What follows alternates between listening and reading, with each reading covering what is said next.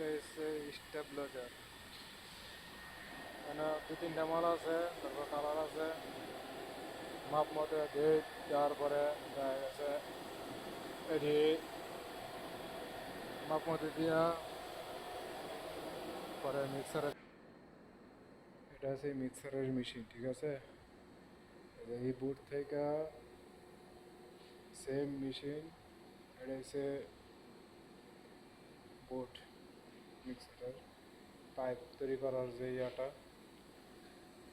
এই যে এটা দেখতেছেন, এটার মধ্যে মাল ডাললে মেডিসিন তৈরি হয় পাইপের। তারপর ওই আরেক মেশিনে ঢালে তারপরে পাইপ বের হয়, এইগুলি ঢালতে হয়, এই আর কি কাজ এটি।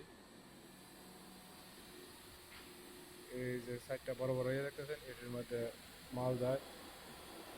আবার এখানে একটা বস্তা দেখতেছেন, এই বস্তার মধ্যে মাল যায়,